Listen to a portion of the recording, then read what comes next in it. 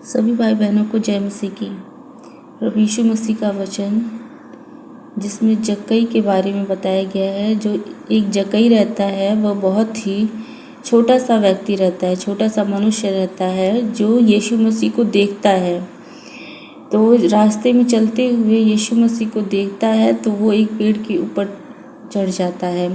उसके बाद की बातें क्या होती हैं आइए हम सुनते हैं। वह यरीहो में प्रवेश करके वहाँ से जा रहा था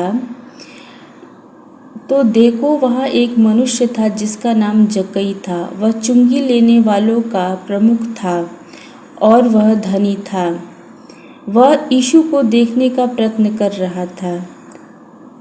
जब यरीहो नगर में यीशु मसीह ने प्रवेश किया तो वहाँ पर एक मनुष्य को था जिसका नाम जक्कई था और वो चुंगी लेने वाला, टैक्स लेने वाला व्यक्ति था और वो बहुत ही छोटा सा था। तो वो यीशु मसीह को देखने का प्रयत्न कर रहा था परंतु भीड़ के कारण देख नहीं पा रहा था और वो छोटा सा था और सारी भीड़ थी वो बड़ी बड़ी थी। वो उस कारण से उनको देख नहीं पा रहा था क्योंकि वह नाटा था। तब उसे देखने के लिए वह दौड़कर एक गूलर के पेड़ पर चढ़ गया। फिर उसने प्रयत्न किया कि मैं गूलर के पेड़ पे चढ़ जाऊंगा और वहाँ से यीशु मसीह का दर्शन मैं एक बार कर, क्योंकि यीशु उसी मार्ग से होकर जाने वाला था। जब यीशु उस स्थान पर पहुंचा तो उसने ऊपर देखकर उससे कहा, जक्कई शीघ्र नीचे उतरा क्योंकि आज मुझे तेरे घर में रहना है।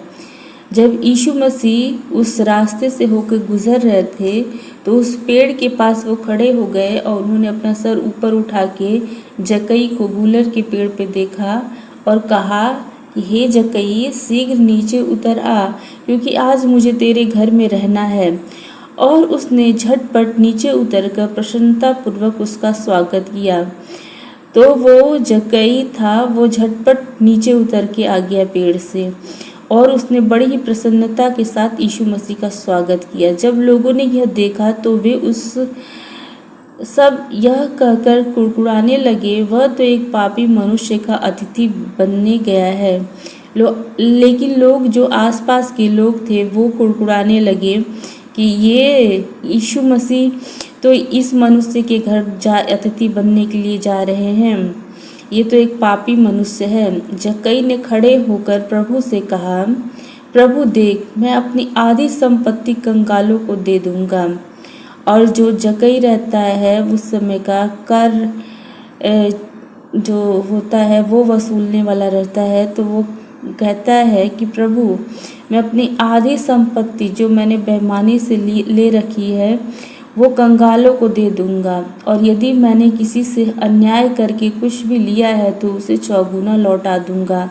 और अगर मैंने अन्याय करके किसी से बेईमानी से पैसा लिया है उसको चौगुना लौटा दूंगा। यीशु ने उसके लिए कहा, आज इस घर में उद्धार आया है क्योंकि यह मनुष्य भी इब्राहिम का एक पुत्र है।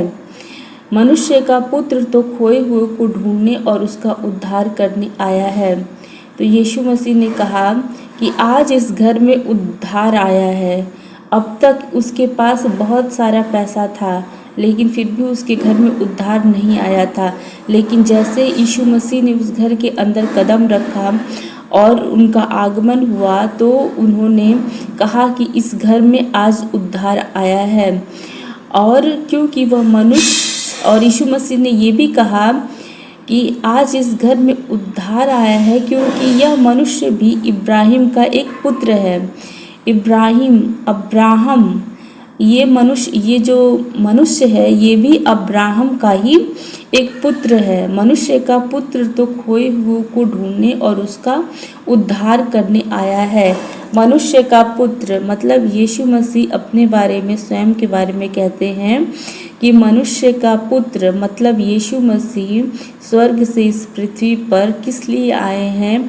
जो खोए हुए मनुष्य हैं, जो प्रभु से दूर हो चुके हैं, जो खो गए हैं लेकिन प्रभु के हैं उसके बाद खो चुके हैं, उन्हीं को ढूंढने और उनका उद्धार करने के लिए आए हैं। तो इस वचन के द्वारा आप सबको बड़ी आशीष और बरकत मिले। आमीन।